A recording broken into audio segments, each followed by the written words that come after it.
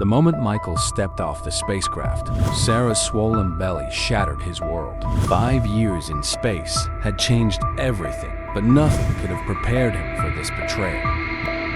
Michael Armstrong stood at the viewport of the International Space Station, gazing at the blue marble of Earth below. After 5 years in space, he was finally going home. The familiar continents and swirling cloud patterns filled him with a bittersweet ache-joy at the prospect of reuniting with Sarah, tinged with nostalgia for the profound peace he'd found among the stars. "Ready for re-entry, cowboy?" Jake Foster's voice crackled through the com. Michael smiled, eyes still fixed on the planet below. "As I'll ever be," he replied, his Texas drawl more pronounced after years of isolation with a small crew. "Though I gotta admit, I'm gonna miss this view. Trust me." "Your wife's face will be a much prettier sight," Jake chuckled. "Now get your ass to the Soyuz. We're on a tight schedule." With a final, lingering look at the ethereal blue glow of Earth, Michael pushed off from the viewport and glided through the station's modules. The familiar whir of equipment and recycled air smell that have been his constant companions now seemed alien, already fading into memory. As he strapped himself into the Soyuz capsule, a flicker of anxiety rippled through him. 5 years was a long time. What if things had changed too much? What if he had changed too much? The descent was a blur of G-forces and adrenaline. When the parachutes finally deployed, Michael's heart raced with anticipation. The capsule hit the Kazakh steppe with a bone-jarring thud, and for a moment, the oppressive weight of Earth's gravity made him wonder if he'd made a mistake in coming back. But then the hatch opened, flooding the capsule with sunlight and fresh air. Hands reached in to help him out, and suddenly Michael was blinking in the bright sunlight, his legs wobbly as a newborn colt's. "Welcome back to Earth, Commander Armstrong," a technician said, steadying him. The next few hours passed in a whirlwind of medical checks and debriefings. Michael answered questions on autopilot, his mind already racing ahead to his homecoming. He'd insisted on surprising Sarah, wanting their reunion to be private rather than a media circus. Finally cleared to leave, Michael found himself in a NASA SUV, speeding towards Clear Lake. Houston's sprawl gave way to familiar suburban streets, and a lump formed in his throat as they turned onto Orion Avenue. "You sure you don't want me to stick around, sir?" the driver asked as they pulled up to the modest 2-story home. Michael shook his head, already unbuckling his seatbelt. "I appreciate it, but this is something I need to do alone." Heart pounding, he walked up the neatly manicured path. The flower beds Sarah had always meticulously maintained were a riot of color zinnias, marigolds, and bluebonnets in full bloom.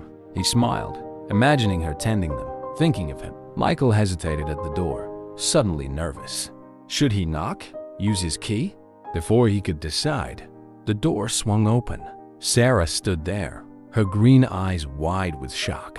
For a moment, time seemed to stop as they stared at each other. Then Michael noticed her swollen belly, unmistakably pregnant. The world tilted on its axis. "Michael," Sarah whispered, her face crumpling. "Oh God, Michael, I'm so sorry." He stumbled backward, unable to process what he was seeing. Sarah reached for him, but he flinched away from her touch. "Ow," he started, then shook his head. "No, I can't do this right now." Ignoring Sarah's pleas, Michael turned and walked away. He had no destination in mind, no plan beyond putting distance between himself and the shattered remnants of his life. The suburban streets blurred around him as he walked, mind reeling. How could this have happened? They talked about having kids, but always in the abstract, something for the future. Now Sarah was pregnant, and the math didn't add up. Michael found himself in a small park, collapsing onto a bench. The laughter of children on the nearby playground felt like a cruel joke. He buried his face in his hands, shoulders shaking with silent sobs. "Mister, are you okay?" He looked up to see a little girl, no more than 7 or 8, regarding him with solemn brown eyes. "I'm fine," he managed, forcing a wan smile. "Just having a rough day." The girl nodded sagely. "My mom says it's okay to cry when you're sad. Do you want a hug?" "Hugs always make me feel better." Before Michael could respond, a woman's voice called out, "Lily, what have I told you about talking to strangers?" The girl Lily gave Michael an apologetic shrug before running back to her mother. He watched them leave, feeling hollowed out. As the sun began to set, Michael finally stirred from the bench. He couldn't avoid reality forever. With leaden steps, he made his way back home. Sarah was waiting on the porch, eyes red-rimmed from crying. "Michael," she said softly, "please, can we talk?" He nodded, following her inside. The house was exactly as he remembered it, yet everything felt wrong, out of place, like he'd stepped into a funhouse mirror version of his life. They sat at the kitchen table, an ocean of silence between them. "I don't even know where to start," Sarah finally said, voice barely above a whisper. "I never meant for this to happen. I was so lonely. And how far along are you?" Michael interrupted, unable to bear her excuses. Sarah flinched. 6 months. The timeline crystallized in Michael's mind. "So barely a year after I left. It was a mistake," Sarah pleaded. "A stupid, horrible mistake. I regretted it immediately. I wanted to tell you, but what?" Michael's voice was acid. "You thought you'd wait until I got back and surprise me with a baby?" "No, I was gonna tell you, I swear. But then there were complications with the pregnancy, and the doctor said stress could be dangerous. I was so scared of losing the baby. I couldn't." Michael stood abruptly, unable to sit still any longer. He paced the kitchen, running his hands through his hair. "Who is he?" Sarah's silence was damning. "Do I know him?" Michael pressed. "It doesn't matter," Sarah said. "It was one time, and it meant nothing. He's not involved." Michael laughed bitterly. "Doesn't matter? You're having his child, Sarah. How can you say it doesn't matter?" "Because I love you," Sarah cried, tears streaming down her face. "You're my husband. I made a terrible mistake, but I never stopped loving you. Please, Michael, we can work through this. We can still be a family." The word family hit Michael like a physical blow. He dreamed of starting a family with Sarah for so long. Now the dream lay in ashes at his feet. "I need some air," he muttered, heading for the door. "Michael, wait!" Sarah called after him. "Where are you going?" He paused in the doorway, not looking back. "I don't know. I can't be here right now." The door closed behind him with a soft click, leaving Sarah alone in the silent house. Michael drove aimlessly through the night, the radio off, lost in his thoughts. How had everything gone so wrong? He'd spent 5 years dreaming of this homecoming, holding on to the memory of Sarah like a lifeline in the cold vastness of space.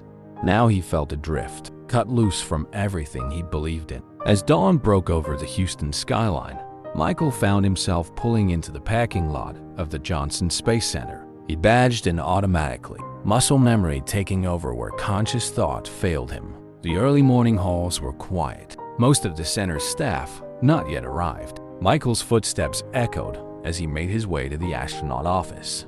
He paused outside the door, suddenly unsure. What was he even doing here? "Michael?" He turned to see Dr. Alana Rodriguez, the NASA psychologist, regarding him with surprise and concern. "You're not due for your post-mission evaluation for another week," she said. "Is everything all right?" Michael opened his mouth to assure her he was fine, but the words wouldn't come. Instead, to his horror, he felt tears welling up in his eyes. Dr. Rodriguez's expression softened. "Why don't we talk in my office?" Michael nodded mutely, following her down the hall. Once inside the comfortable, book-lined room, he sank into a chair, suddenly exhausted. "What happened, Michael?" Rodriguez asked gently. The whole story came pouring out in a torrent of words. Sarah's pregnancy, the betrayal, his aimless night of driving. When he finished, Michael felt drained, but somehow lighter for having shared the burden. "Doctor." Rodriguez was silent for a long moment, her dark eyes full of compassion. "I'm so sorry, Michael. What you're going through, it's an incredible shock. It's natural to feel overwhelmed and confused." "I don't know what to do," Michael admitted, his voice small. "Everything I thought I knew, it's all falling apart. Right now, you don't have to do anything, Doctor," Rodriguez assured him. "You need time to process this." "Have you slept at all since you got back?" Michael shook his head. "All right, first things first. There's a couch in the ready room. Why don't you try to get some rest? We can talk more when you've had a chance to sleep." Michael wanted to protest, but exhaustion was pulling at him like a physical weight. He nodded, allowing Dr. Rodriguez to lead him to the small room where astronauts often caught quick naps between simulations. As he stretched out on the familiar couch, Michael's last conscious thought was a wisp of memory Sarah's smile on their wedding day, radiant and full of promise. Then darkness claimed him, and for a while, at least, he knew peace. Michael awoke disoriented, the familiar hum of the space station absent. For a moment, panic gripped him before reality crashed back. He wasn't in space anymore. He was on Earth, and everything had changed. Sitting up, he checked his watch. He'd slept for nearly 6 hours. Through the ready room's small window, he could see the bustling activity of the Johnson Space Center in full swing. The normalcy of it all felt surreal, a stark contrast to the chaos of his personal life. A soft knock at the door preceded Dr. Rodriguez's entrance. "How are you feeling?" she asked, handing him a bottle of water. Michael took a long drink before answering. "Like I've been hit by a truck," he admitted. "But clearer, I guess." Dr. Rodriguez nodded, taking a seat across from him. "That's understandable. Sleep can help put things in perspective. Have you given any thought to what you want to do next?" The question hung in the air, heavy with implications. Michael ran a hand through his disheveled hair. "Buying time. Honestly, I have no idea. Everything I planned, everything I looked forward to, it's all gone sideways." "Not everything," Dr. Rodriguez gently countered. "Your career, your achievements, those are still intact. And while your relationship with Sarah has obviously been deeply shaken, it's not necessarily beyond repair. If that's something you want to pursue." Michael's jaw clenched at the mention of Sarah's name. "I don't know if I can ever trust her again," he said, the words tasting bitter in his mouth. "That's a valid feeling," Dr. Rodriguez acknowledged. "Trust, once broken, is incredibly difficult to rebuild, but it's not impossible. The question is, do you want to try?" Before Michael could answer, a commotion in the hallway caught their attention. The door burst open, revealing Jake Foster, Michael's fellow astronaut and best friend. Jake's normally easygoing expression was tight with concern. "Mike, Jesus, I've been looking everywhere. Why aren't you answering your phone?" Jake's eyes darted between Michael and Dr. Rodriguez, realization dawning. "Oh, sorry, Doc. I didn't mean to interrupt." Dr. Rodriguez stood, smoothing her skirt. "It's all right, Jake. We were just finishing." "Michael, why don't you take some time to talk with Jake? We can continue our discussion later if you'd like." After she left, an awkward silence fell between the two friends. Jake shifted uncomfortably, not quite meeting Michael's eyes. "So," Michael said, his voice deceptively calm. "How long have you known?" Jake flinched. "Known what?" "Don't bullshit me, Jake. About Sarah, the baby." Jake's shoulders slumped. "Since it happened?" he admitted quietly. "Sarah called me, completely freaked out. She wanted to tell you right away, but I advised against it." The betrayal hit Michael like a physical blow. "You what? Think about it, Mike," Jake said, spreading his hands pleadingly. "You were millions of miles away, in the middle of a critical mission. What good would it have done to tell you then? You couldn't have come home. You would have been stuck up there, going out of your mind." Michael stood, anger thrumming through him. "So you decided to lie to me? For years?" "I was trying to protect you," Jake insisted. "Both of you. Sarah was a mess, Mike. She made a mistake. Yeah, but she loves you. She was terrified of losing you. Well, mission accomplished." Michael spat. "She lost me anyway." Jake reached out, gripping Michael's shoulder. "Come on, man. I know you're hurting, but don't throw away your marriage without at least trying to work things out. You and Sarah have been through too much together." Michael shrugged off Jake's hand. "Like you're one to talk about marriage," he said coldly, knowing the barb would hit home. Jake's own marriage had ended in a messy divorce 2 years prior. Jake recoiled as if slapped. "Low blow, Armstrong," he said quietly. "I'm just trying to help." The fight drained out of Michael as quickly as it had come. He sank back onto the couch, suddenly exhausted again. "I know," he sighed. "I'm sorry. I don't know how to deal with any of this." Jake sat beside him, their shoulders just barely touching. It was a gesture of solidarity they'd perfected during long hours in simulators and cramped spacecraft. "Nobody expects you to have it all figured out right away," Jake said. "Hell, I'm still trying to get my shit together. And it's been 2 years since Carol left. They sat in companionable silence for a while, the familiar presence of his friend oddly comforting to Michael. Finally, Jake spoke again, his voice uncharacteristically hesitant. Look, I know this isn't my business, but have you thought about what you're going to do about the baby? Michael tensed.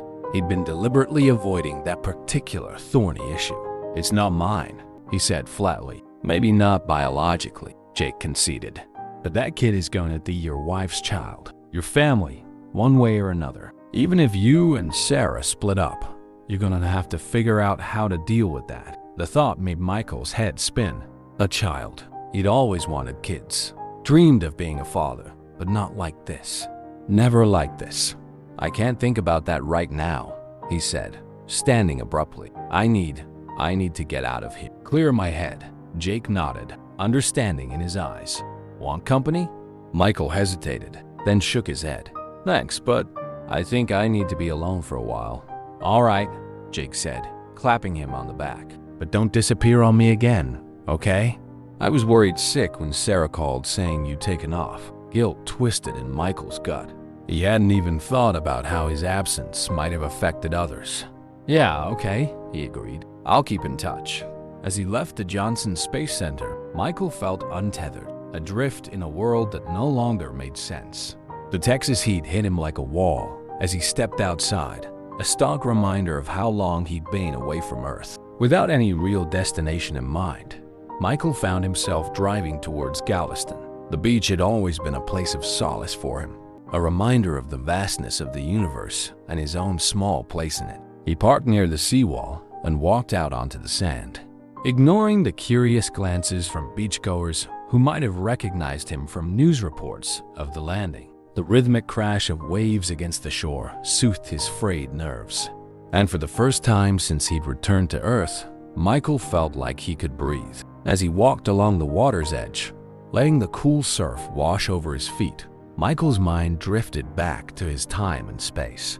He remembered the overwhelming awe he'd felt, looking down at the Earth from above. How small and fragile it had seemed, and yet how incredibly precious. From that perspective, the petty concerns of everyday life had seemed inconsequential. But now, back on solid ground, those concerns were all too real and pressing. Michael's contemplation was interrupted by a child's delighted shriek. He turned to see a young family nearby, a toddler running in and out of the waves while her parents watched indulgently. The sight sent a pang through his heart. Would that be Sarah in a few months? Would she bring her child to this very beach? The thought of Sarah sharing those moments with another man's child was almost unbearable. And yet, Jake's words echoed in his mind. That child would be family, regardless of biology. Could he really walk away from that? As the sun began to set, painting the sky in brilliant oranges and pinks, Michael realized he'd been walking for hours. His feet ached, unused to Earth's gravity after so long in space. But his mind felt clearer than it had since he'd returned. He didn't have all the answers yet, not by a long shot. But he knew he couldn't keep running from his problems. It was time to face them head on, whatever the outcome might be. With a deep breath, Michael pulled out his phone and dialed a familiar number. "Sarah?" he said when she answered, her voice thick with tears and relief. "We need to talk." The drive back to Clear Lake felt both interminable and far too short. Michael's hands gripped the steering wheel tightly, his knuckles white with tension. The setting sun cast long shadows across the road, turning the familiar landscape into something alien and foreboding. As he pulled into the driveway, Michael saw Sarah silhouetted in the doorway, one hand resting protectively on her swollen belly. The sight sent a fresh wave of pain and confusion through him, but he pushed it down. He was here to talk, to try and make sense of this mess. Running away again wouldn't solve anything. "Hi," Sarah said softly as he approached, her voice trembling slightly. "I'm glad you came back." Michael nodded, not quite able to meet her eyes. "Can we sit outside?" he asked, gesturing to the porch swing. "I could use some fresh air." They settled onto the swing, a careful distance between them. For a long moment, neither spoke. The only sound the gentle creaking of the chains and the distant hum of cicadas. Finally, Sarah broke the silence. I know saying I'm sorry isn't enough, she began, her hands twisting nervously in her lap. What I did, there's no excuse for it, but I want you to know that it meant nothing. It was one terrible mistake, and I've regretted it every day since. Michael closed his eyes, fighting back the surge of anger and hurt her words provoked. Who was it? He asked, his voice low and controlled. Sarah flinched. Does it matter? It matters to me, Michael insisted, finally turning to look at her. I think I deserve to know. Sarah seemed to deflate, her shoulders slumping. It was Tom Reeves, she admitted, from the gym. It was after a class. We both had too much to drink, and, God, Michael, I'm so sorry. The name hit Michael like a punch to the gut. He knew Tom had even spotted for him at the gym a few times before the mission. The idea of Sarah with him, of this man fathering a child that should have been Michael's, it was almost too much to bear. How could you? Michael asked, his voice raw with pain. We talked about having kids, Sarah. We had plans. And now, I know, Sarah said, tears streaming down her face. I know, and I hate myself for it. But Michael, this baby, it doesn't change how I feel about you. I still want those plans, that future, with you. Michael stood abruptly, needing to put some distance between them. He leaned against the porch railing, staring out at the quiet suburban street. How can you even say that? He asked.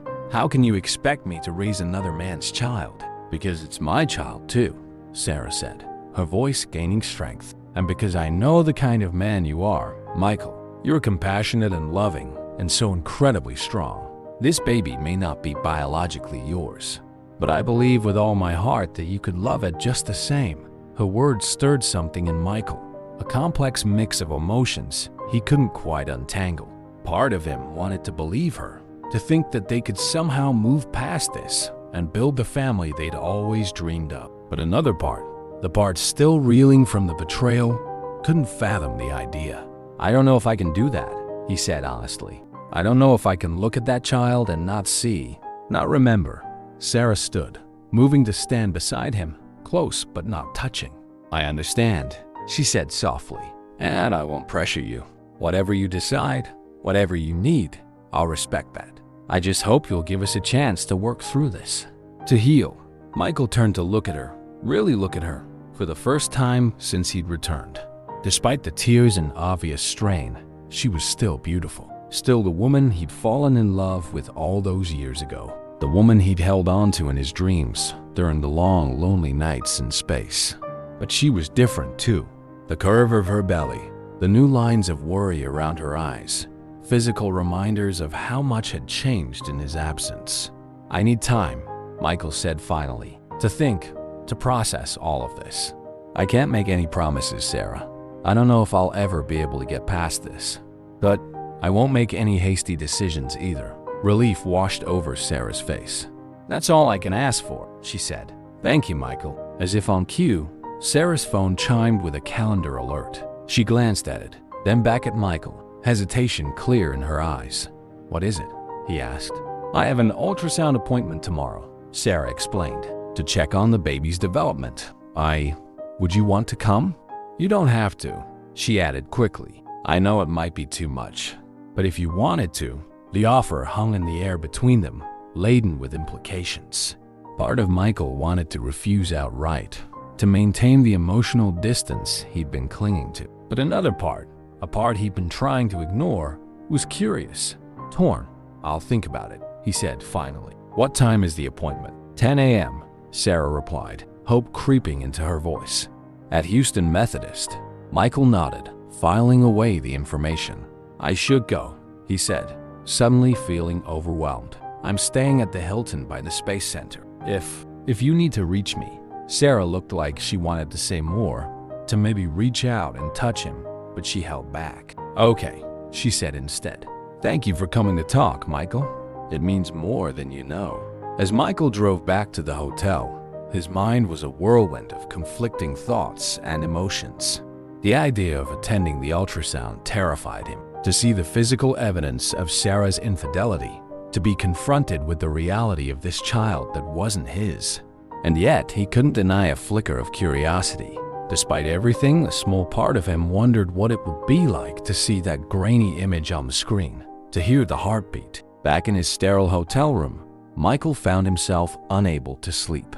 He paced restlessly, replaying the conversation with Sarah over and over in his mind. Around 2 desperate for a distraction, he pulled out his laptop and began scrolling through old mission reports.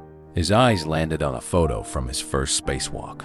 In it, he was floating above the Earth, tethered to the station by a thin lifeline. The planet below was a stunning swirl of blue and white, breathtakingly beautiful and achingly fragile. Michael remembered the profound sense of perspective he'd gained in that moment. How small and insignificant human concerns had seemed in the face of such vastness. How precious and rare life was in the cold void of space.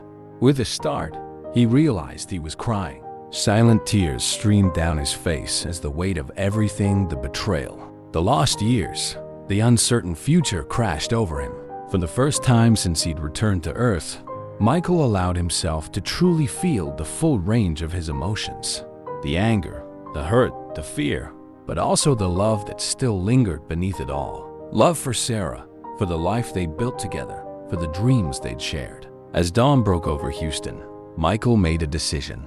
He couldn't promise forgiveness, couldn't guarantee that they'd be able to rebuild what had been broken, but he could take a step, a small one perhaps, but significant nonetheless.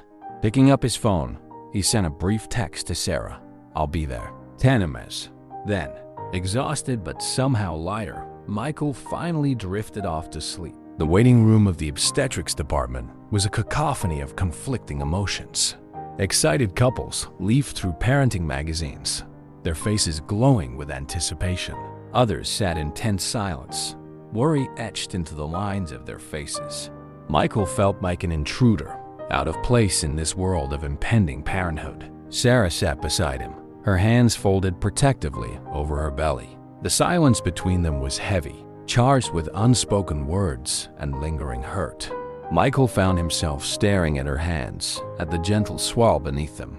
It was surreal to think that a new life was growing there, a life that would forever alter the course of their relationship, regardless of what they decided. "Armstrong?"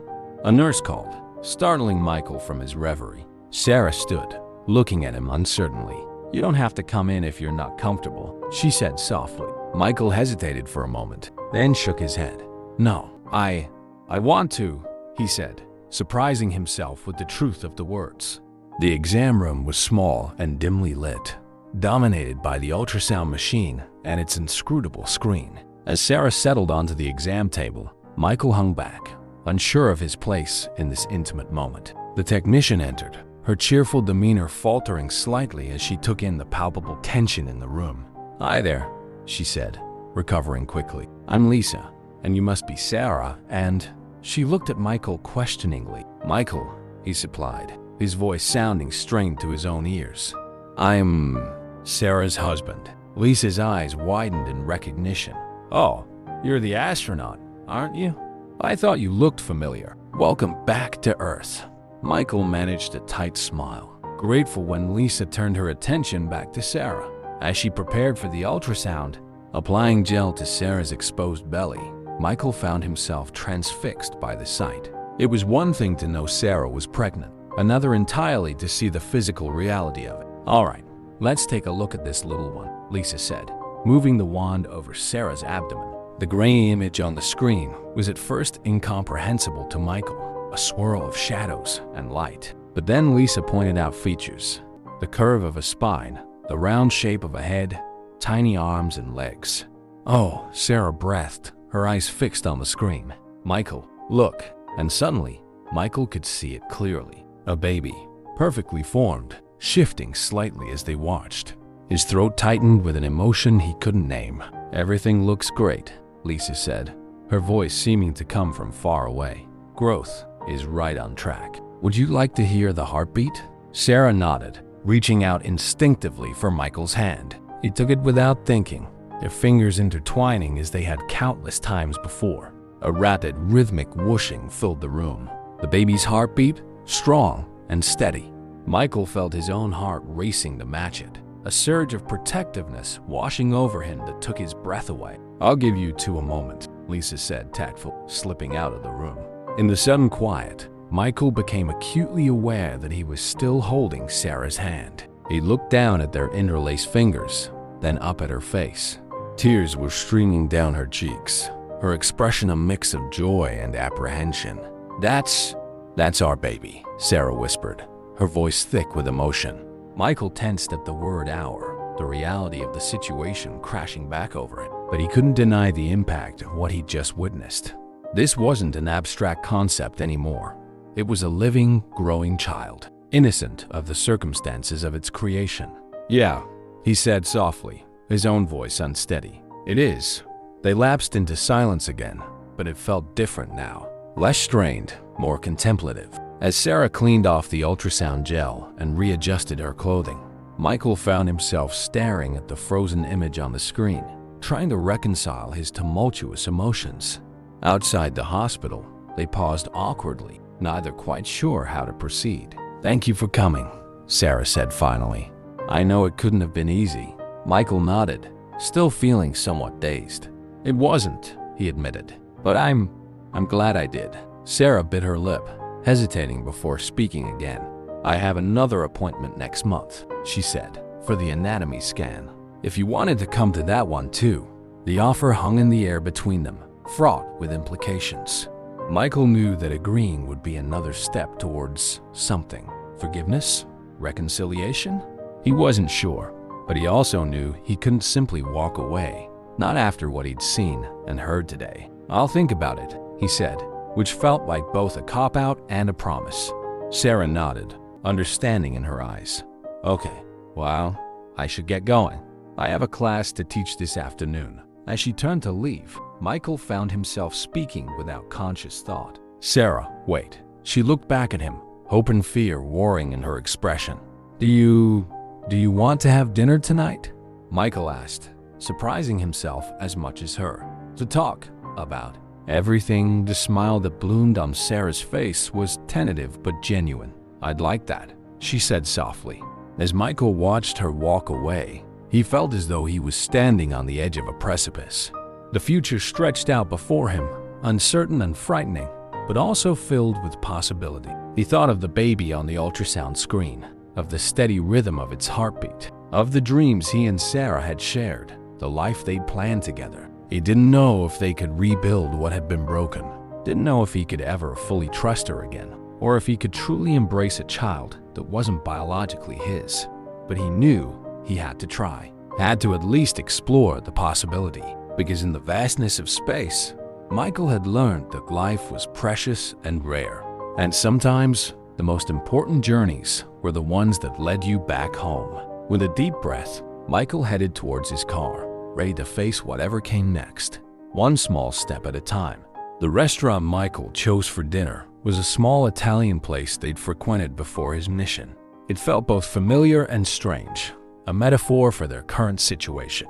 As they were led to a quiet corner booth, Michael noticed Sarah's slight wince as she slid into her seat. "Are you okay?" he asked, concern overriding the lingering awkwardness between them. Sarah nodded, offering a small smile. "Just some back pain. It's normal at this stage." Michael felt a pang of guilt. He should have known that, should have been there to support her through the discomforts of pregnancy. It was yet another reminder of all he had missed, all that had changed. They ordered, falling into an uneasy silence as they waited for their food. Michael found himself studying Sarah's face, noting the subtle changes 5 years had wrought. There were new lines around her eyes, a maturity to her features that hadn't been there before. But her eyes were the same, that vivid green that had first captivated him all those years ago. "So," Sarah said, breaking the silence, "how are you really doing?" "With being back, I mean."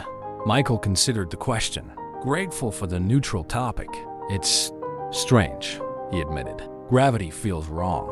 Everything's too loud, too bright, and time moves differently down here." Single quotes. Sarah nodded, understanding in her eyes. "I can't even imagine. 5 years is such a long time to be away from Earth." "It is and it isn't," Michael said, struggling to articulate the feeling. "Up there, Time sort of stretches. A day can feel like a week, but then suddenly months have passed in the blink of an eye. Is that why Sarah started, then hesitated? Is that why you haven't been answering calls from NASA? Jake mentioned they've been trying to reach you. Michael tensed, guilt washing over him. He'd been avoiding his NASA responsibilities, too overwhelmed by his personal life to face the debriefings and medical checkups that awaited him. I just needed some time, he said defensively, to process everything. Sarah reached across the table, her hand stopping just short of touching his. I understand, she said softly. But Michael, your career, it's such a huge part of who you are. I don't want you to jeopardize that because of what I did. The mention of her infidelity hung heavy between them. Michael withdrew his hand, the brief moment of connection broken. Let's not talk about that right now, he said, his voice tight. Tell me about you. What's changed in your life? Besides, he gestured vaguely towards her midsection. Sarah's hand moved instinctively to her belly. Well, I'm department head now at the university, she said. It happened about 2 years ago, and I've been doing more research. Published a couple of papers on marine biodiversity in the Gulf. As she spoke about her work, her face lit up with enthusiasm. Michael found himself smiling despite the tension, reminded of the passionate, brilliant woman he'd fallen in love with. Their food arrived, momentarily halting the conversation. As they ate, Michael felt some of the awkwardness begin to dissipate. They fell into a rhythm, discussing Sarah's research, the changes in their neighborhood, mutual friends they'd kept in touch with. It was almost possible to pretend things were normal, almost. But reality intruded as Sarah set down her fork, her expression growing serious. Michael, she said softly, we need to talk about the future. About the baby. Michael's grip tightened on his glass of water. I know, he said, his voice rough. I meant what I said before, Sarah continued. I won't pressure you into anything, if you can't. If you don't want to be involved, I'll understand. But I need to know where you stand. The question hung in the air between them, heavy with implications. Michael closed his eyes, trying to sort through the tangle of emotions in his chest. I don't know, he said finally, opening his eyes to meet Sarah's gaze. When I saw the ultrasound today, I felt something, a connection, but I don't know if it's enough. If I can get past the betrayal, Sarah finished for him, her voice barely above a whisper. Michael nodded, the word hanging between them like a physical presence. I know I have no right to ask this of you, Sarah said, her eyes shining with unshed tears. But I want you to know, this baby, it's innocent in all of this. And I believe, with all my heart, that you would be an amazing father. Biology doesn't matter, Michael. What matters is love. Her words struck a chord in Michael, resonating with something deep inside him. He thought of the tiny form on the ultrasound screen, of the rapid heartbeat that had filled the room, of the surge of protectiveness he'd felt, despite everything. I need more time, he said finally, to figure things out. But I don't want to make any hasty decisions. About us or about the baby. Relief washed over Sarah's face. That's all I can ask for, she said softly. As they finished their meal, the conversation turned to lighter topics. Sarah told him about the nursery she'd started to set up, her voice tentative at first, but growing more animated as Michael showed interest. He found himself asking questions about her pregnancy, about the changes her body was going through. It wasn't forgiveness, not yet, but it was a start. As they left the restaurant, the warm Houston night enveloping them, Michael felt a shift in the air between them. The tension was still there, the hurt and betrayal still raw, but there was something else too. A fragile hope, perhaps. A possibility. Thank you for dinner, Sarah said as they reached her car. And for trying. Michael nodded, suddenly at a loss for words. On impulse, he reached out, his hand hovering over her swollen belly. Sarah held her breath, staying perfectly still. Gently, hesitantly, Michael placed his palm against the curve of her stomach. For a moment, nothing happened. Then he felt it, a tiny flutter of movement beneath his hand. Oh, he breathed, wonder and fear and 100 other emotions coursing through him. Sarah's hand came to rest over his, a tear slipping down her cheek. That's the first time I felt it move, she whispered. They stood like that for a long moment, connected by the life growing beneath their joined hands. When Michael finally stepped back, his eyes were bright with unshed tears. "Good night, Sarah," he said softly. As he watched her drive away, Michael felt as though something fundamental had shifted. The future was still uncertain, the path ahead unclear, but for the first time since he'd returned to Earth, he felt grounded, connected. With a deep breath, he pulled out his phone and dialed a familiar number. "Jake? Yeah, it's me. Listen, can you set up those NASA debriefings for tomorrow? I think I'm ready to face things head on now." As he hung up, Michael gazed up at the night sky, the stars twinkling overhead. The vastness of space had taught him many things, but perhaps the most important lesson was this: even in the darkest void, there was always the possibility of light. With that thought in mind, he turned towards home, ready to take the next small step in his journey.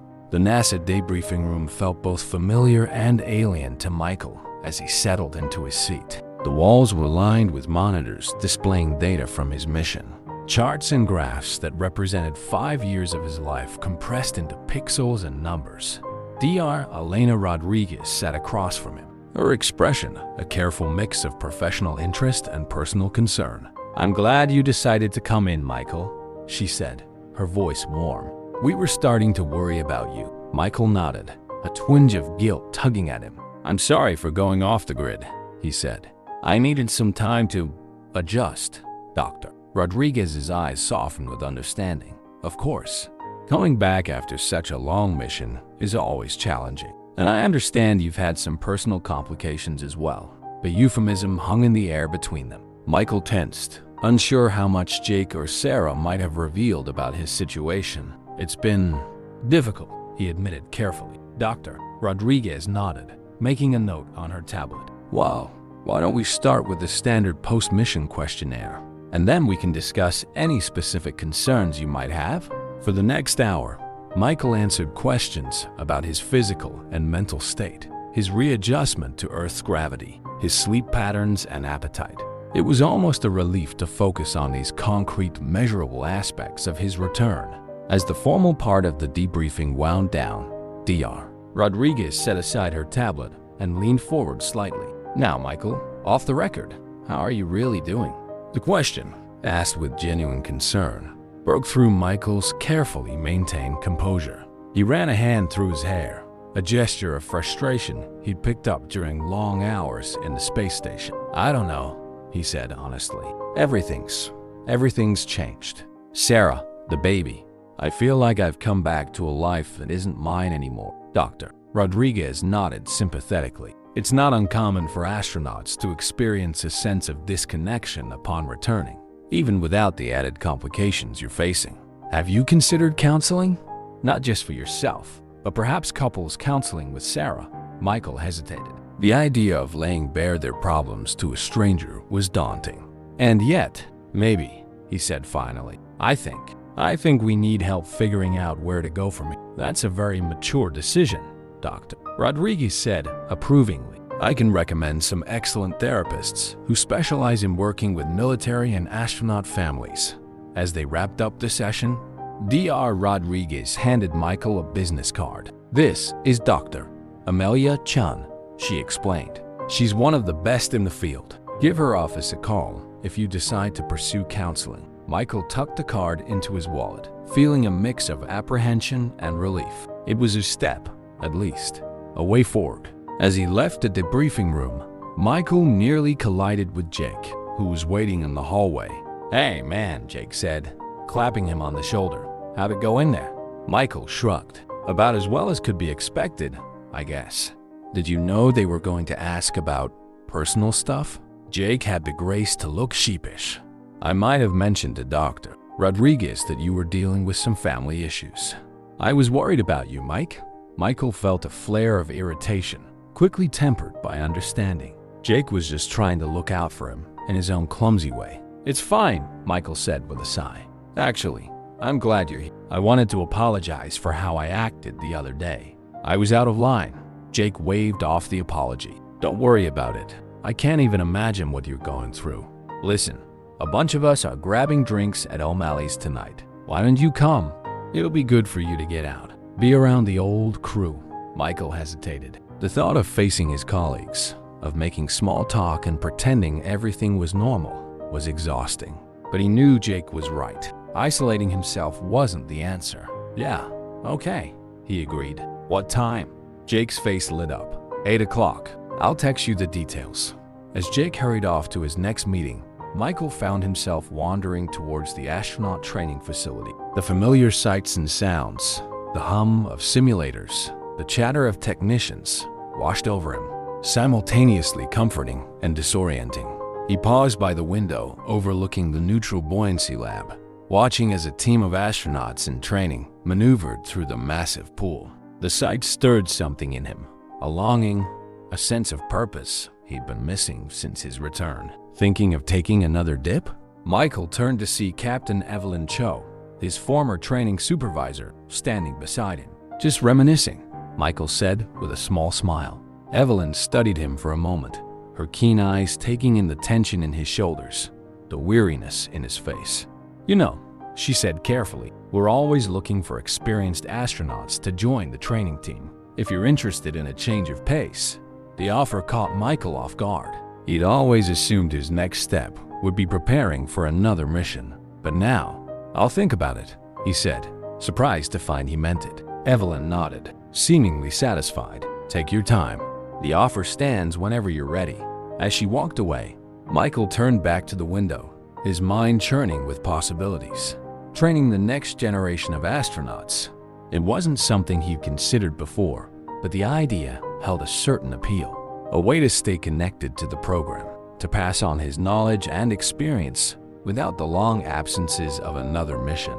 His phone buzzed with a text from Sarah. "Doctor's appointment went well. Baby's growing right on schedule. Thought you might want to know." Michael stared at the message, a complex mix of emotions washing over him. He typed out a response, deleted it, then tried again. "Thanks for letting me know. Glad everything's okay." It wasn't much, but it was something. Another small step. As he left the training facility, Michael felt a sense of clarity he'd been missing since his return. He didn't have all the answers yet, not by a long shot, but he was starting to see a path forward, not just for himself, but for his relationship with Sarah, and possibly even for this unexpected child that had thrown his world into chaos. That evening, as he walked into O'Malley's to the cheers and welcoming embraces of his fellow astronauts, Michael felt a weight lifting from his shoulders. He wasn't alone in this. He had friends, colleagues, a support system he'd nearly forgotten in his isolation. And as he sipped his beer, listening to Jake recount a hilarious mishap from their training days, Michael found himself laughing for the first time since he'd returned to Earth. It wasn't a solution to all his problems, but it was a start, a reminder that life went on, that joy could be found even in the midst of uncertainty. Later that night, as he lay in bed staring at the ceiling of his hotel room, Michael made a decision. He pulled out his phone and the business card Dr. Rodriguez had given him. "Hello, this is Michael Armstrong," he said when the receptionist answered. "I'd like to schedule an appointment with Dr. Chun for couples counseling." It was a small step, but sometimes, Michael reflected as he drifted off to sleep, those were the most important ones of all. The waiting room of Dr. Chun's office was tastefully decorated in soothing shades of blue and green. Michael sat rigidly on the edge of his chair, acutely aware of Sarah's presence beside him. The air between them was thick with tension and unspoken words. And Mrs. Armstrong?" a gentle voice called out. They looked up to see a petite Asian woman with kind eyes and a warm smile. "I'm Dr. Chun. Please, come in." As they settled onto a comfortable couch in Dr. Chun's office, Michael felt a mixture of apprehension and relief. They were here. They were trying. It was more than he'd thought possible a few weeks ago. "So, Dr.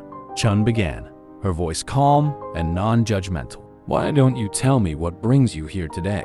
Sarah and Michael exchanged a glance, neither quite sure where to begin. Finally, Michael took a deep breath and spoke. "I've been away in space for the past 5 years," he started, the words feeling inadequate to describe the vast gulf of time and experience that separated him from his life on Earth. "And when I came back, I found out that Sarah is That she's pregnant with someone else's child. Dr. Chun nodded, her expression neutral. That must have been quite a shock for both of you, she said. Sarah, how did you feel when Michael returned? Sarah twisted her hands in her lap, her voice soft as she replied, terrified, ashamed, but also relieved. I've been carrying this secret for so long, and I missed him so much. And Michael, Dr. Chun turned to him. How did you react when you learned about the pregnancy? Michael clenched his jaw, the pain and anger he'd been trying to suppress bubbling to the surface. I felt betrayed, he said, his voice rough with emotion. Like everything I thought I knew, everything I'd been holding on to up there, was a lie. Dr. Chun listened intently, occasionally making notes. It sounds like you've both been through a tremendous amount of emotional upheaval, she observed. Michael, you're dealing not only with the shock of Sarah's infidelity, but also with the challenges of reintegrating into life on Earth after such a long absence.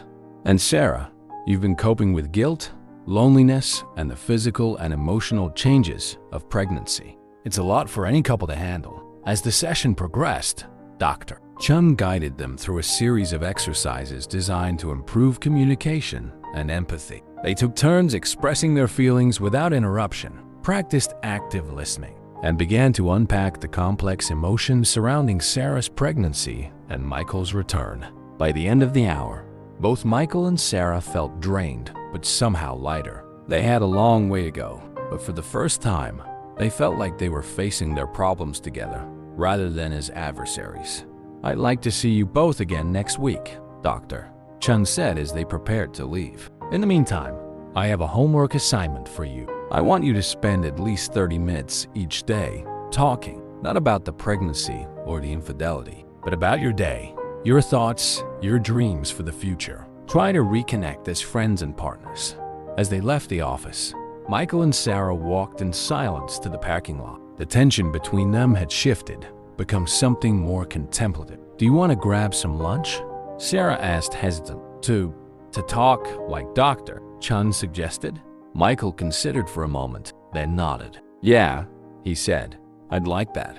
They ended up at a small cafe near the office, sitting across from each other at a corner table. For a few minutes, they busied themselves with menus and drink orders, the silence stretching between them. Finally, Sarah spoke.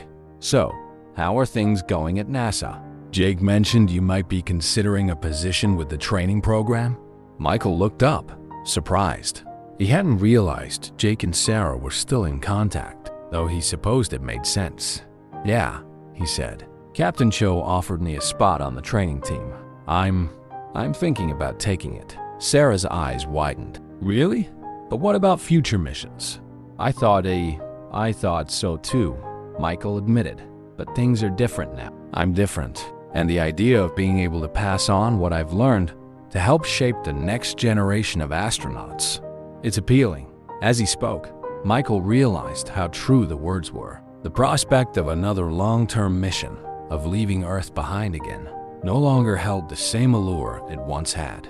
I think you'd be amazing at that, Sarah said softly. You've always been a great teacher. The compliment, offered without agenda or expectation, warmed something in Michael's chest. Thanks, he said. What about you? How's the research going?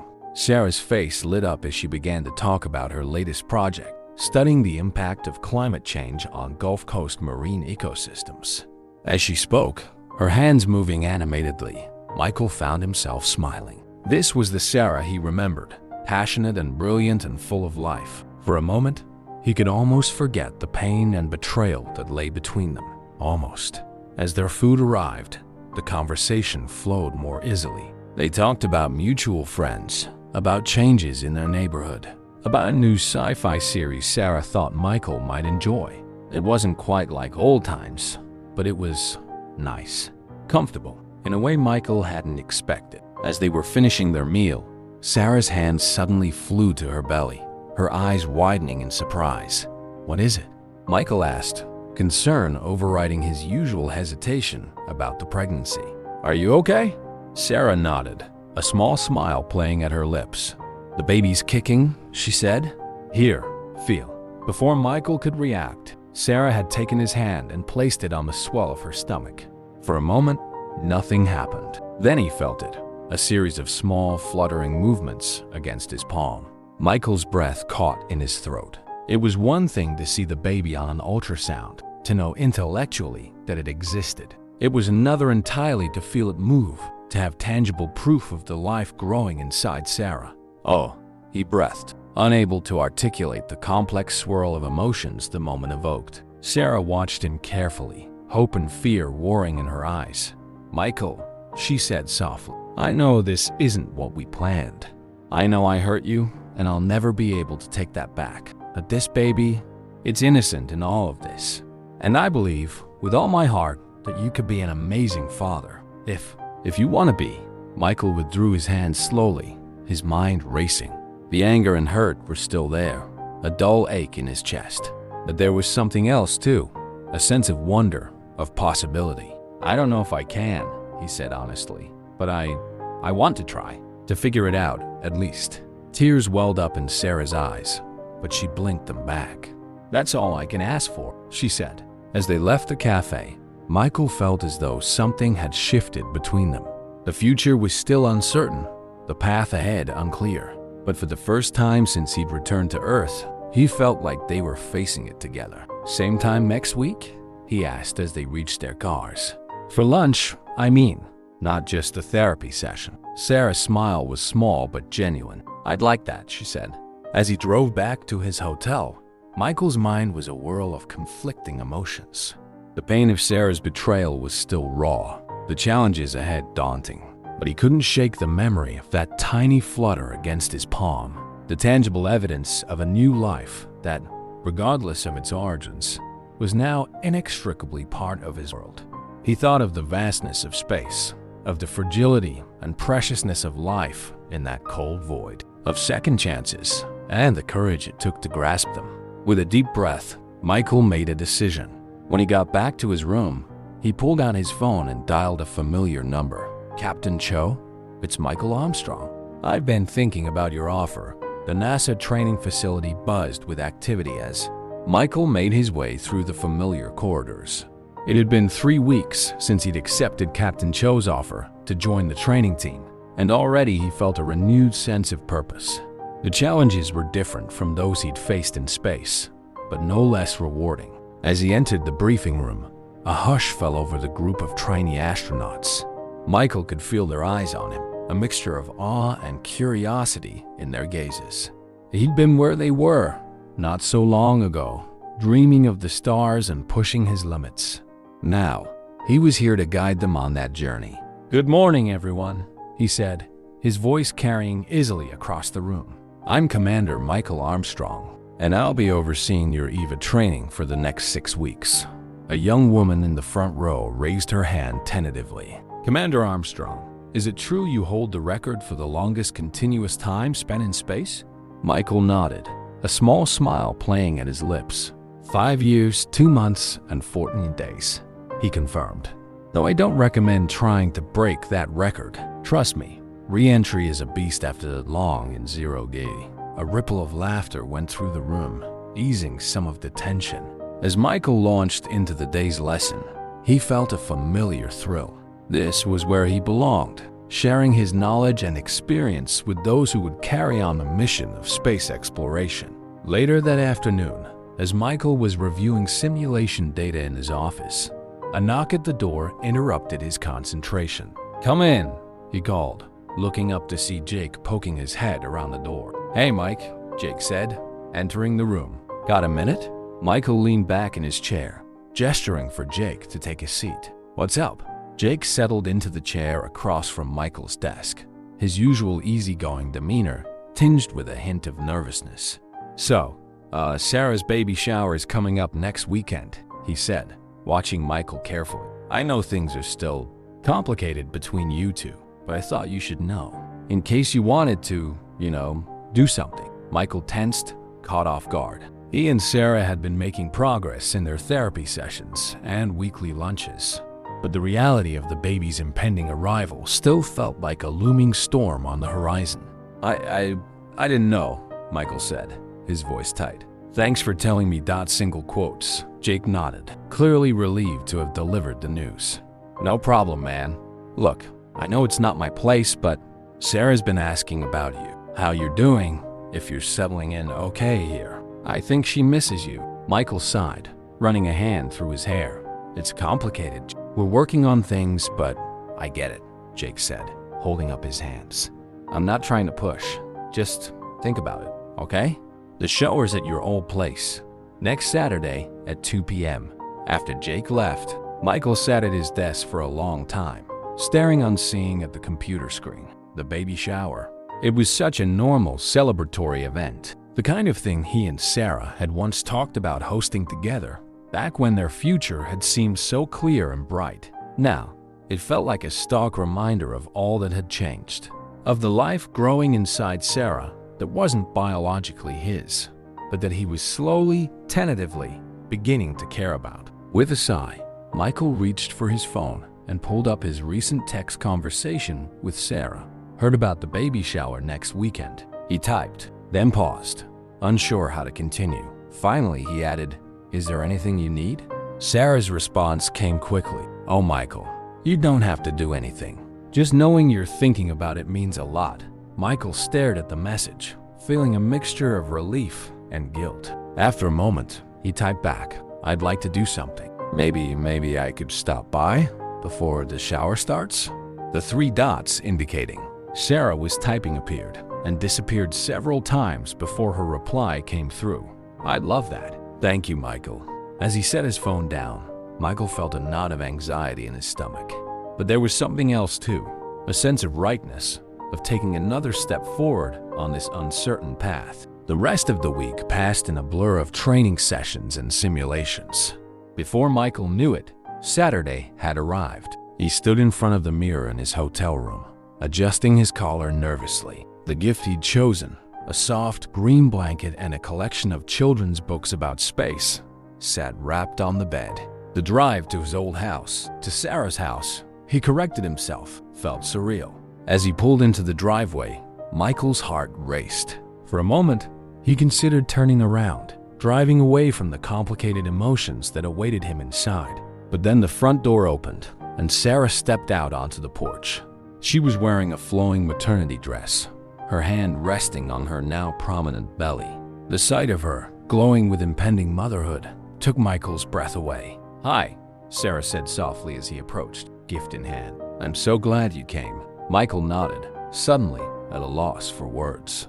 You look beautiful," he managed finally. Sarah's smile was radiant. "Thank you. Do you want to come in? The guests won't be here for another hour." Inside, the house was festooned with pastel decorations and balloons. Michael's eyes were drawn to a banner hanging in the living room. "Welcome, baby girl." "It's a girl?" he asked, surprised by the pang of emotion the knowledge evoked. Sarah nodded, her hand moving to her belly in an unconscious gesture of protection and love. "Yeah, I found out a few weeks ago. I wanted to tell you, but I wasn't sure if you'd want to know." Michael swallowed hard, fighting back a sudden wave of conflicting emotions. "I do," he said quietly. "I do want to know." They stood in silence for a moment, the weight of all that remained unsaid hanging between them. Finally, Michael held out the gift. "This is for the baby," he said. Sarah took the package, her fingers brushing against his in a moment of electric contact. "Thank you, Michael. You didn't have to do this. I wanted to," he said simply. As Sarah unwrapped the gift, her eyes filling with tears at the sight of the blanket and books, Michael felt something shift inside him. This was real. This baby, this little girl, was coming, whether he was ready or not. "These are perfect," Sarah whispered, running her hand over the soft fabric of the blanket. She loved them. Michael nodded, his throat tight with emotion. "I hope so." Sarah looked up at him, her eyes searching his face. "Michael," she said softly, "I know we have a long way to go, but I want you to know, this baby, she's going to need a father, and I can't imagine anyone better for that role than you. If you want it." The words hung in the air between them, heavy with implication and possibility. Michael felt as though he was standing on the edge of a precipice, the future stretching out before him in all its terrifying, exhilarating potential. "I don't know if I'm ready," he said honestly, "but I want to try, to be there for her and for you. Sarah's smile was tremulous but hopeful. That's all I can ask for, she said. As the sound of arriving guests filtered in from outside, Michael and Sarah shared a look of understanding. They had a long road ahead, full of challenges and uncertainties. But for the first time since his return to Earth, Michael felt like they were facing that road together. He thought of the vastness of space, of the tiny, precious blue marble that was Earth, of new life and second chances, and the courage it took to embrace the unknown. With a deep breath, Michael reached out and took Sarah's hand. "Shall we?" he asked, nodding towards the door. Sarah squeezed his hand, her eyes shining with unshed tears. "Together," she said, and as they walked out to greet their guests, Michael felt a sense of peace settle over him. He didn't know what the future held, but he was ready to face it, one small step at a time. The nursery was bathed in soft, golden light from the setting sun as Michael carefully assembled the crib. It had been 2 months since the baby shower, and he'd found himself spending more and more time at Sarah's house. At their house, he was slowly beginning to think of it again. "Need any help?" Sarah's voice came from the doorway. She stood there, one hand supporting her lower back, the other resting on her now prominent belly. Michael shook his head, tightening the last screw. "Just finished, actually. Want to see?" Sarah nodded, moving into the room with the slightly awkward gait of late pregnancy. Michael stood, wiping his hands on his jeans, before offering her his arm for support. Together, they surveyed the completed crib. "It's perfect," Sarah said softly, her eyes glistening. "Thank you, Michael. Single quotes." He nodded, a lump forming in his throat. The crib made everything feel so real, so immediate. In just a few weeks, there would be a baby sleeping here. A little girl who, regardless of biology, would look to him as a father. "Have you thought any more about names?" he asked, his voice slightly rough with emotion. Sarah smiled, her hand moving in slow circles over her belly. "I was thinking, what about Stella? It means star." Michael felt his breath catch. "Stella," he repeated, testing the name. "Stella Armstrong. I like it." They stood in comfortable silence for a moment, both lost in thought. Then Sarah gasped, her hand flying to her side. "What is it?" Michael asked, alarm spiking through him. "Is something wrong?" Sarah shook her head, a small laugh escaping her. No. She's just very active tonight. Here, feel. Single quotes." Before Michael could react, Sarah had taken his hand and placed it on the side of her belly. For a moment, nothing happened. Then he felt it, a strong, definitive kick against his palm. "Oh," he breathed, wonder replacing anxiety. "That's... wow." Sarah watched him carefully, hope and uncertainty warring in her eyes. "Michael," she said softly, "I know we've been taking things slow, trying to rebuild, but I need to know, when Stella comes, what do you want your role to be?" The question hung in the air between them, heavy with implication. Michael took a deep breath, trying to organize his swirling thoughts. "I've been thinking about that a lot," he admitted. "And I want to be her father, Sarah, in every way that matters. I know it won't be easy, and I can't promise I won't struggle sometimes. But I want to be there, for midnight feedings and first steps and everything in between." Tears spilled over Sarah's cheeks as she listened. "Are you sure?" she whispered. "I don't want you to feel obligated. If you're not ready..." Michael shook his head, surprising himself with the certainty he felt. "I'm sure," he said. "These past few months, working with the new astronauts, being here with you, it's helped me realize what's really important. And nothing's more important than family." Sarah's smile was radiant through her tears. "Oh, Michael," she breathed, and then she was in his arms, her face buried in his chest. Michael held her close, marveling at how right it felt. The pain of her betrayal wasn't gone, might never be completely gone, but it had faded, overshadowed by the love he felt growing for the little life they were about to welcome into the world. As they stood there in the nursery, bathed in the warm glow of sunset, Michael felt a sense of peace settle over him. Whatever challenges lay ahead, they would face them together. The next few weeks passed in a whirlwind of preparations. Michael split his time between the NASA training facility and Sarah's house, helping with last-minute nursery touches and attending birthing classes.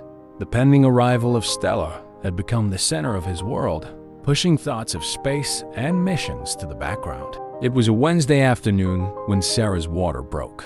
Michael was in the middle of a simulation with his trainees when the call came through. "It's time," Jake said, bursting into the control room. Sarah's on her way to the hospital. Michael felt a surge of panic and excitement. This was it, the moment they'd been preparing for, yet nothing could truly prepare you for. The drive to the hospital was a blur. Michael found himself in the delivery room, holding Sarah's hand as she breathed through contractions. Hours passed in a haze of encouragement, pain, and anticipation. And then, suddenly, a cry pierced the air. Stella Armstrong entered the world at 3:47 a.m., a Thursday morning, tiny and perfect and utterly miraculous. As the nurse placed the swaddled bundle in Sarah's arms, Michael felt his world shift on its axis. Stella's eyes, still unfocused, seemed to seek him out. He reached out a trembling hand, gently stroking her impossibly soft cheek. "Hi, Stella," he whispered, his voice choked with emotion. "I'm your dad." Sarah looked up at him, exhausted but radiant. "Do you want to hold her?" Michael nodded, carefully taking the tiny bundle into his arms. As he cradled Stella against his chest, he was struck by a sudden, overwhelming realization. It didn't matter that they didn't share DNA. This was his daughter, in every way that counted. The next few days were a whirlwind of visitors, nurses, and sleepless nights. Michael took a leave of absence from NASA, determined to be there for every moment of Stella's first weeks. One night, as he sat in the nursery rocking Stella to sleep, Sarah appeared in the doorway. She watched them for a moment, a soft smile playing at her lips. "You're a natural," she said quietly. Michael looked up, returning her smile. "It feels right," he admitted, "being here, with her, with you." Sarah moved into the room, perching on the arm of the rocking chair. "I've been thinking," she said, hesitant. "About us, about our future." Michael felt his heart rate pick up. "Oh?" Sarah nodded, her eyes serious. "I know we've been taking things slow, rebuilding trust. And I understand if you're not ready. But I was wondering, would you consider moving back home? Permanently?" The question hung in the air between them. Michael looked down at Stella, peacefully asleep in his arms, then back up at Sarah. He thought of the long journey that had brought them to this point, the years in space, the pain of betrayal, the slow process of healing and forgiveness. "Yes," he said simply, "I'd like that very much." Sarah's smile was brilliant. She leaned down, pressing a soft kiss to his forehead, then to Stella's. "Welcome home," she whispered. As Sarah left the room, Michael settled back in the rocking chair. Stella snuggled securely against his chest. He thought of the vastness of space, of the tiny blue marble that was Earth, of the infinite possibilities that life held, and the courage it took to embrace them. Here, in this quiet room with his daughter in his arms, Michael felt more grounded than he ever had floating among the stars. He had faced the void of space and the depths of heartbreak and come out the other side stronger, wiser, and more certain of what truly mattered. "Your dad's been to space, little star," he murmured to the sleeping Stella. "But nothing out there compares to the adventure we're about to have right here." As the night deepened around them, Michael rocked gently, holding his daughter close. Whatever the future held, he was ready to face it, one small step at a time. The years seemed to pass in the blink of an eye. Before Michael knew it, Stella was celebrating her 5th birthday. The backyard of their home was filled with laughter and the excited shrieks of children as they chased each other around, faces sticky with cake frosting. Michael stood on the porch, watching the scene with a content smile. Sarah appeared beside him, slipping her hand into his. "Penny for your thoughts?" she asked, leaning her head on his shoulder. He squeezed her hand gently. "Just thinking about how far we've come," he said softly. 5 years ago, I never could have imagined this." Sarah nodded, understanding in her eyes. "It hasn't always been easy," she acknowledged, "but I wouldn't change a thing." "You're an amazing father, Michael." As if on cue, Stella came running up to them, her dark curls bouncing and her green eyes, so like Sarah's, sparkling with excitement. "Daddy, Daddy," she called out. "Can you show my friends the moonwalk, please?" Michael chuckled, scooping her up into his arms. "All right, starshine. But remember, it's not a real moonwalk. That's something very different. As he set Stella down and began to demonstrate the classic dance move to a group of enthralled 5-year-olds. Michael caught Sarah's eye. She was watching them with a soft smile, one hand resting unconsciously on her slightly rounded belly. Their second child, a boy this time, was due in a few months. Later that night, after the last guest had left and Stella was tucked into bed, Michael and Sarah sat on the porch swing, enjoying the quiet evening. "I got a call from NASA today," Michael said, breaking the comfortable silence. Sarah tensed slightly beside him. "Oh?" He nodded, his expression thoughtful. "They're planning a mission to Mars, a long-term settlement. They want me to be part of the planning committee." Sarah was quiet for a long moment, processing the information. "How long would you be gone?" she asked finally. Michael shook his head.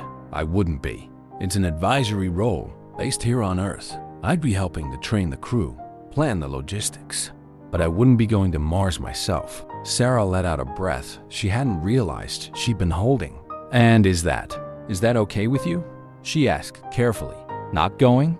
Michael thought about it, truly considered the question. 5 years ago, the idea of turning down a Mars mission would have been unthinkable. But now, "Yeah," he said, surprising himself with how true it felt. "Yeah, it is. My place is here now.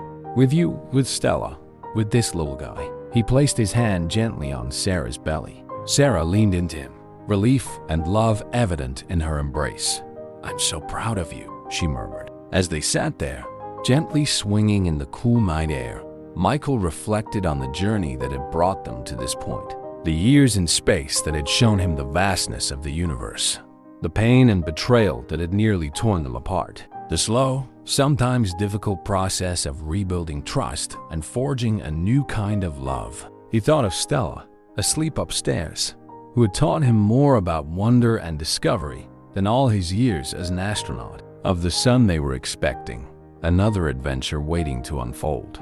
"You know," he said softly, "I used to think that going to space was the greatest thing I'd ever do, the pinnacle of human achievement. But now I realize this is it. This life, this family we've built, is more challenging, more rewarding than any mission could ever be." Sarah looked up at him, her eyes shining in the moonlight. "I love you," she said simply. Michael leaned down, pressing a soft kiss to her lips. "I love you too," he murmured. "Thank you for giving me a reason to come back to Earth, for helping me find my way home." As they sat there, wrapped in each other's arms, Michael felt a profound sense of peace settle over him. He had traveled millions of miles, seen the Earth as a fragile blue marble suspended in the void. He had faced the ultimate isolation of deep space and the gut-wrenching pain of betrayal. But here, on this porch, with the woman he loved and the family they had forged together, Michael Armstrong had finally found his place in the universe. The next morning, as Stella helped him clean up the last of the birthday decorations, she looked up at him with curious eyes. "Daddy," she said, her small brow furrowed in concentration, "what's it like in space?" Michael paused, considering how to answer.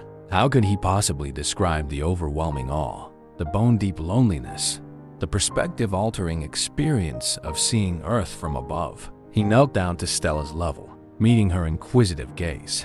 "It's beautiful," he said softly, "and it's vast. It makes you realize how small we are, but also how precious life is. How important it is to cherish the connections we have here on Earth." Stella nodded solemnly, processing this information. Then her face lit up with a smile. "Can we go there someday? You and me and Mommy and the baby?" Michael chuckled, ruffling her hair affectionately. "Maybe someday, Starshine. But you know what? We don't need to go to space to have amazing adventures. There's so much to explore right here on Earth. What do you say we start with the park this afternoon?"